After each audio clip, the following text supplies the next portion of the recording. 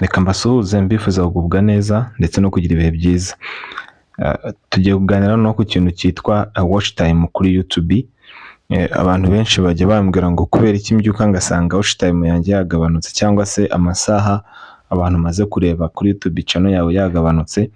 Abantu rero ntago bazi impamvu. So muri iki kiganiro nagerageje kugushakira bimwe mu bintu bishobora gutuma amasaha yawe agabanuka kuri YouTube, hanyuma uze no kugerageza ugerageze urebe ko wabikosora, ko turaza kuvuga uburyo nabyo wagenda ubikosora.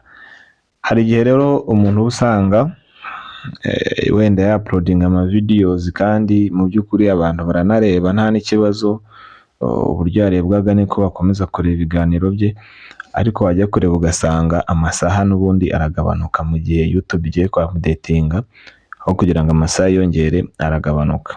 Muri iki kiganiro rero ngiye kukubwira bimwe mu bintu bishobora gutuma amasaha yo kuri channel yawe agabanuka bikatinza kuba wakora monetization. So kanda like kuri no video, gukanda like ni inkunga ikomeye cyane kandi n'ubushake bwawe. Numva ubishaka rwose urabikora cyane ko bitagoye, kandi na subscribe kugira ngo uzajye ubona ibindi biganiro byinshi tugenda tukugezaho. Yitwa IPTV Rwanda, ku makuru meza kandi agezweho ajyanye n'inyigisho ndetse n'uburyo ushobora kubona amafaranga. Kwibutsa ko YouTube ni imwe mu rubuga rutanga amafaranga hano mu Rwanda. Byaba byiza rero nawe urujoyininze cyangwa ukambaza uko bakora YouTube channel, hanyuma nkagufasha kugira ngo nawe utangire ubone ku mafaranga umwaka 2025. Tudatinze rero, ikintu cya mbere ikosa abantu benshi bakunda gukora ni ugusiba video. Ubundi iyo usibye video hano kuri YouTube, ubundi babirangiye uko byamera kose, ya masaha barebye ko iyo video ahita agenda, kubera ko ntago amasaha yagumaho kandi video yakoze amasaha yavuyeho. Iyo usibye video n'amasaha iyo video yakoze ahita agenda ako kanya, birajyana. Ushatse kuvuga ngo nimba ubizi neza ko iyo video ugiye gusiba yakoze amasaha menshi, uyisiba, kubera ko numara kuyisiba n'amasaha nayo aragenda. Icya kabiri ni ugufata video ukayigira prive. Hari umuntu uvuga ngo reka mfate video anyigire private kurya ninjye gusa uzajya ireba. Iyo urebye uyishyize private n'amasaha yayo ahita agenda, ahita abura.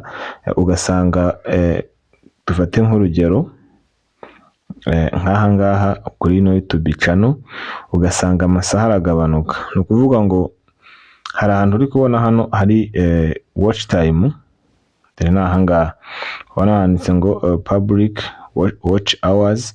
Ujya gubyuka ugasanga hano naho amasaha yagabanutse yagiye, ukibaza ngo byagenze gute. Akenshi rero biterwa nuko waramaze gusiba cyangwa se warafashe video ukayigira private. So birabujijwe rero nimba ushaka ko video zawe zikomeza kurebwa uzigira private.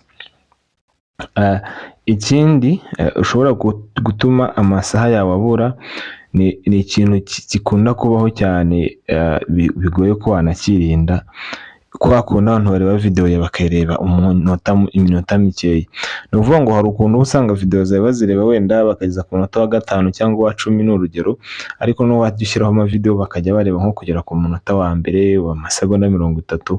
Ni ukuvuga ngo pourcentage nini y'abantu bareba igihe gitoya, bituma amasaha yawe nayo atangira kujya dropping, aho kugira ngo yongere ahubwo ugasanga yagiye dropping. Tuvuge nimba ufite wenda nk'amasaha 2500, wenda utekereza ko ejo uzasanga bashyizeho wenda nk'andatu 2503, ahubwo ujya ugasanga nk'abiri yagiye yavuyeho, wasubiye mu 2400. Ibi rero akenshi biterwa nuko babantu bari kureba video yawe noneho bari kwireba igihe gito ugereranyije n'icyo bajyaga bareba video zashize. Hano rero biguhereza isomo ry'uko ugomba gukora video byibura ku buryo umuntu yireba agomba kwireba igihe kirekire, bigatuma amasaha yawe atadropping down cyangwa se adasubira hasi. Ibi rero biri mu bintu bigoye abantu cyane, kubera ko cyane aba YouTube bagitangira, usanga kugira ngo abone amasaha hari ibintu bigoye. Amasaha 2000 naragoye cyane.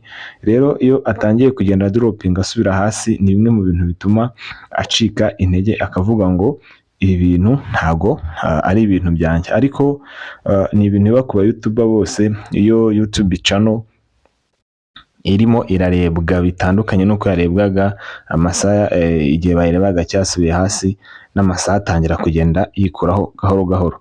Ikindi kintu kiba gituma amasaha avaho ni ukuba ari amasaha yarangije umwaka. Tuvuge nimba isaha yari yaragiyeho mu kwa 12, iyo hageze ukundi kwa 12 utaramonetiza ujya kubona iyo saha ivuyeho ukayoberwa ibibaye, ariko ubundi izo saha ziba zarangije umwaka ziriho. Iyo zirangije umwaka rero zivaho hagagumaho izitarasoza umwaka, nuko YouTube ikora.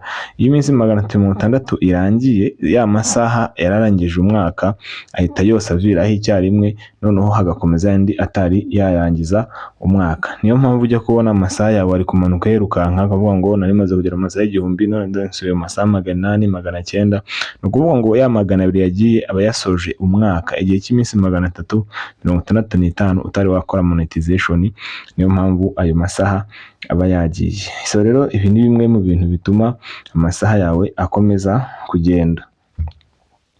Kubera iki rero usanga hari abantu bamwe batekereza bakavuga ngo kubera iki usanga amasaha wenda barebye atari kujyaho. Mu by'ukuri ntago amasaha barebye kuri channel yawe yakanga kujyaho, ntago bishoboka ajyaho, ahubwo habaho ikibazo cyo kujyaho atinze ugasanga wenda nka video uploadinze mu minsi nishize amasaha yayo bigeze ku munsi wa 4 atari yajyaho. Mu by'ukuri ntabwo ikibazo ari wowe, ahubwo ni algorithm cyangwa se ni ya system za YouTube zitinda ku updatinga, ku buryo usanga amasaha yawe yarebwe mu gihe cy'iminsi 5 ishize atari yajyaho. Ariko uzabicunge neza uko iminsi igenda ishira agenda ajyaho. So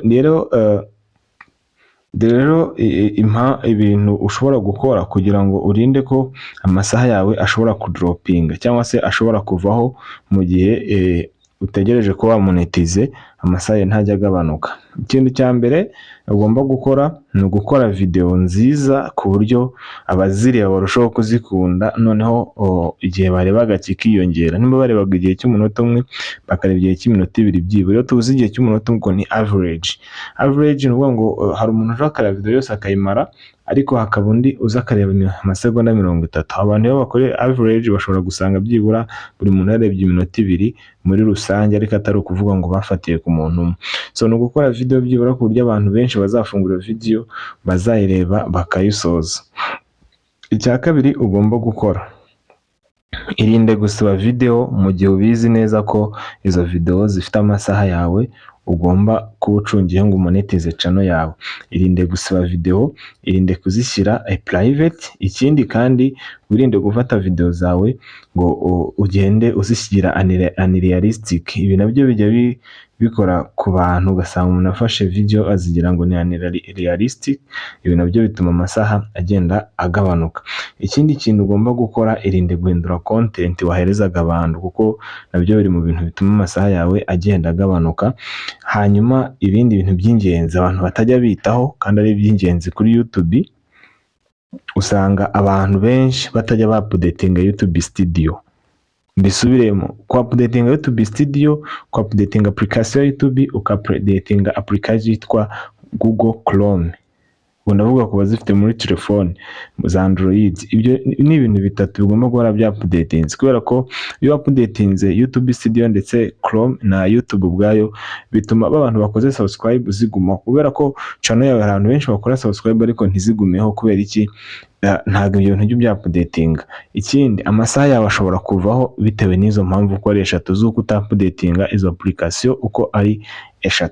Menya neza nimba hasohotse version nshya ya YouTube Studio ko wayishyizeho, nimba ari version nshya ya YouTube ko wayishyizeho, nimba ari version nshya ya Chrome ko wayishyizeho, kubera ko ni ibintu nyine bya Google. Ibyo ni ibintu bya Google, ni product za Google. Mu gihe rero utari kuzitaho ntabwo nabo ibyo ushaka babiguhereza.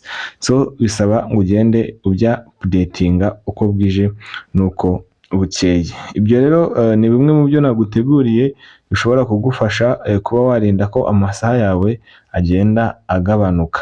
Ikindi cyanyuma nza kukongeraho kizafasha channel yawe kuzamuka, umuntu nakubwira ngo sharinga video yawe, mu by'ukuri wimuhereza link, ahubwo umuhereza izina rya YouTube channel yawe, ajya muri channel ye ayisearching. Uko ayisearching bituma bituma noneho igenda irushaho kugaragara ahantu henshi. Uko igaragara rero bituma YouTube igenda iyirikomandinga abantu benshi kubera ko irasacingwa cyane. Iyo barebye bakabona iyi channel bari kuyisacinga, mu by'ukuri ni ikintu kiba gikomeye cyane uba ukoze, bituma igenda irikomandinga cyangwa se iyohereza ahantu henshi kugira ngo bagende bayireba, kuko baba batekereza ko iyo YouTube channel iri gukora ibintu byiza abantu bari gukunda, bigatuma baza kuyishaka. Ibyo rero ni bimwe mu bintu bishobora kugufasha kugira YouTube channel ihagaze neza kandi itunganye. Kande like, kande subscribe kugira ngo tuzajye tubasha kubana mu bindi biganiro. Muri no video nashizemo link ya group WhatsApp aho ushobora guhurira natwe tukaba twaganira, kadana igitekerezo aho ngaho muri comment, maze tugakomeza kungurana ibitekerezo. Reka mbashimire, ibindi naho ubutaha mujye muri comment mutwandikire turebe ibindi bintu twagenda tuganiraho twungurana ubumenyi.